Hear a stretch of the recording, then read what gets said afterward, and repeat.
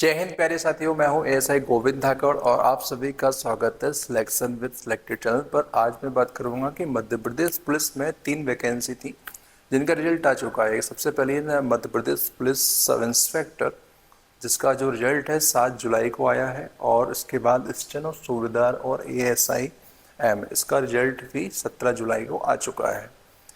और जैसा कि आपको पता होगा कि एमपीएसआई का जो मेडिकल की डेट है वो आ चुकी है। 27 जुलाई को उनका मेडिकल होना है। मेडिकल में क्या क्या होगा इस वीडियो में कवर करेंगे, और एएसआई और असिस्टेंट सूबेदार का मेडिकल कब होगा और उसमें क्या क्या होगा उस पर भी अपन फोकस करेंगे। इसके बाद डॉक्यूमेंट वेरिफिकेशन में आपको कौन कौन से दस्तावेज हैं वो आपको लेकर जाना है। और इसके अलावा कैरेक्टर वेरिफिकेशन क्या क्या होता है, क्या इसकी प्रोसेस होती है, इसके बारे में समझने की कोशिश करेंगे। और उसके बाद पुलिस यूनिट लॉट कब होगी और किस टाइप से कहाँ पर आपकी ज्वाइनिंग होने वाली है, और आखिर में कब तक कितना टाइम लगेगा इन सभी वैकेंसी में आपको फाइनली ज्वाइन करने के लिए। सारी चीज़ें इस पर वीडियो में कवर करने वाला हूँ, तो वीडियो के एंड तक आप बने रहना। देखो, ये एमपीएसआई का 16 तारीख को इन्हें डाल दिया है कि इनका जो मेडिकल और चरित्र सत्यापन के लिए कि ये नोडल अधिकारी नियुक्त किए गए हैं। कौन से जिले का कौन से नोडल अधिकारी नियुक्त किए गए हैं ये आपको देखना है। और डॉक्यूमेंट वेरिफिकेशन के लिए आपको क्या क्या लेकर जाना है ना, तो वो इसमें दे रखा है सारी चीज़ें। इसमें आपको जो नोडल केंद्र पर उम्मीदवार को 4 पासपोर्ट साइज फोटो लेकर जाना है। इसके अलावा आपको आधार कार्ड लेकर जाना है, ठीक है। जन्म तिथि प्रमाण पत्र के रूप में आपको जन्म प्रमाण पत्र चल जाएगा, और हाई स्कूल या 10+2 की मार्कशीट चल जाएगी, है ना। शैक्षणिक योग्यता संबंधी समस्त दस्तावेज आपको लेकर जाना है जो आपने फॉर्म फिल करते टाइम लगाए हुए थे। इसके अलावा SC ST या OBC कैटेगरी से हैं तो आप उसका जो जाति प्रमाण पत्र है वो लेकर जाना है, ठीक है। इसके अलावा अनुविभागीय अधिकारी द्वारा जारी किए गए EWS का प्रमाण पत्र, जिस जो EWS कैटेगरी के हैं उनके लिए है। और ट्रांसजेंडर जो कैटेगरी से आते हैं तो कलेक्टर द्वारा जारी निर्धारित प्रारूप में उभयलिंगी प्रमाण पत्र ये आपको उनके पास होना चाहिए। और ये जिसको आयु सीमा में छूट मिली होगी तो संबंधित डॉक्यूमेंट लेकर जाना है ना। तो ये चीज़ें आपको लेकर जाना रहेगा। इसके अलावा विक्रम पुरस्कार विजेता अभ्यर्थी होगा तो उसको ये प्रमाण पत्र लेकर जाना रहेगा, ठीक है। और 5% बोनस अंक के हेतु NCC सर्टिफिकेट अगर आपने इसके तहत फॉर्म भरा होगा तो ये भी आपको लेकर जाना है। यानी कि कुल मिलाकर जो आपने फॉर्म फिल करते टाइम जो जो डॉक्यूमेंट आपने लगाए थे, जिन जिन चीज़ों का आपने लाभ लिया है वो सारी चीज़ें आपको लेकर जाना है, ठीक है। स्वयं के द्वारा प्रमाणित प्रतियां लगाकर लेकर लेकर जाना है। और इसके अलावा आपको 1-2 फोटोकॉपी एक्स्ट्रा करके रखना है, ठीक है। और इसके अलावा अनुप्रमाणन फॉर्म ये 2 प्रतियों में लेकर जाना है और पूर्ण रूप से भरकर लेकर जाना है, ठीक है। इसके इस टाइप से आपको देखेगा अनुप्रमाणन फॉर्म ये होता है। इसमें सारी जानकारी जो कॉलम है एक एक चीज़ आपको भरना है। इसमें नाम आ जाएगा, वर्तमान पूरा पता, घर का पता, यदि मूलतः पाकिस्तान, ये सारी चीज़ें आपको फिल करना है, ठीक है। अब आपको बताता हूँ कि आपको सबसे पहले मेडिकल में क्या क्या होगा। जैसा एमपीएसआई का तो 27 जुलाई से उनका हो जाएगा। अब मैं एएसआई और स्टेनो सूबेदार की कब बात करूँ कि इनका मेडिकल कब होगा, तो इनका मेडिकल देखो 17 जुलाई को इनका रिजल्ट आया है, तो लगभग 20 दिन का समय या 25 दिन, ज़्यादा से ज़्यादा 1 माह, इतना समय मान सकते हैं। क्योंकि अपन एमपीएसआई की बात करें 7 जुलाई को एक रिजल्ट आया, 27 जुलाई को इनको मेडिकल है, यानी कि 20 दिन, जस्ट 20 दिन बाद उनका मेडिकल है। इसी प्रकार से एएसआई का 17 जुलाई को आया है, तो 7 अगस्त तक या फिर ज़्यादा से ज़्यादा 10 दिन और एक्सटेंड कर लेंगे तो 17 अगस्त तक, उससे पहले ही आपका मेडिकल हो जाना है। और मेडिकल में क्या क्या होगा वो भी इस पर भी चर्चा कर लेते हैं। मेडिकल में संभवतः ये 3-4 चीज़ें होती हैं जो मेन फोकस करना है आपको। मेडिकल में सबसे पहले आई विजन होता है। जो एमपीएसआई की बात करूं तो एमपीएसआई में 6/6 और 6/9 इंटेंसिटी से आपकी जो विजिबिलिटी है आंखों की वो देखी जाती है। एमपीएएसआई और स्टेनो सूबेदार की बात करूं ये स्टेनो की बात करूं तो लगभग इसमें 6/9 वन आई का होना चाहिए और 6/12 दूसरी आई की इंटेंसिटी होनी चाहिए। तो ये विजिबिलिटी होनी चाहिए आपकी आंखों की, है ना।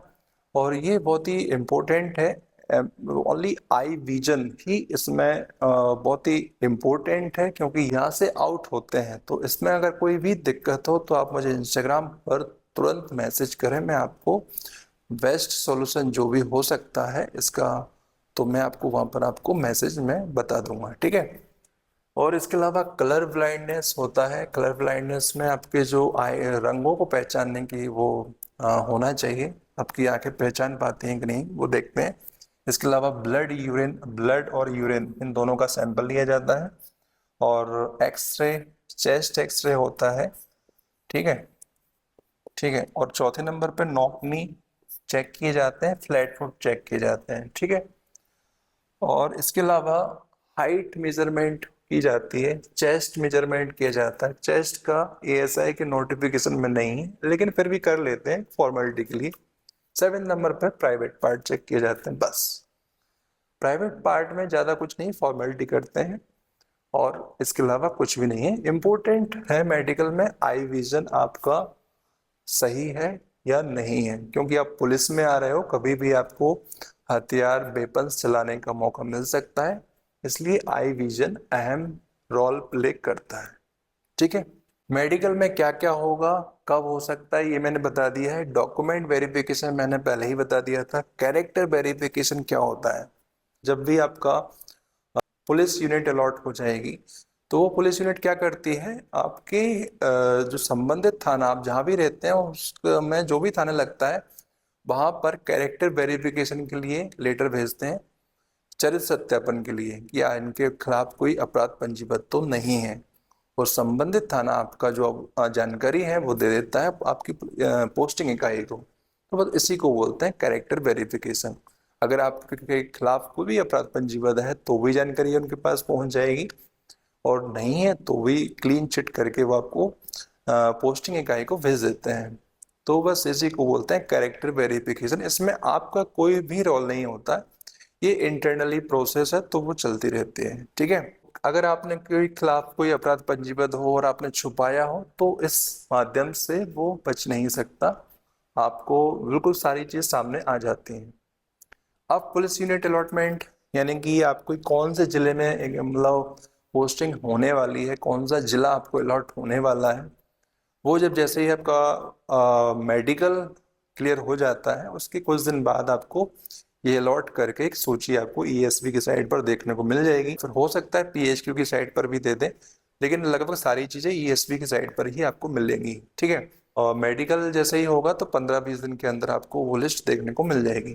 तो ये कहाँ अलॉट हो सकती है, तो जो भी आपका जिला लगता है, नियर बाई जितने भी जिले आ रहे हैं आपके जिले के आसपास, आपके गृह जिले के आसपास, वहाँ ज्यादातर संभावना है कि आपकी पोस्टिंग हो जाएगी।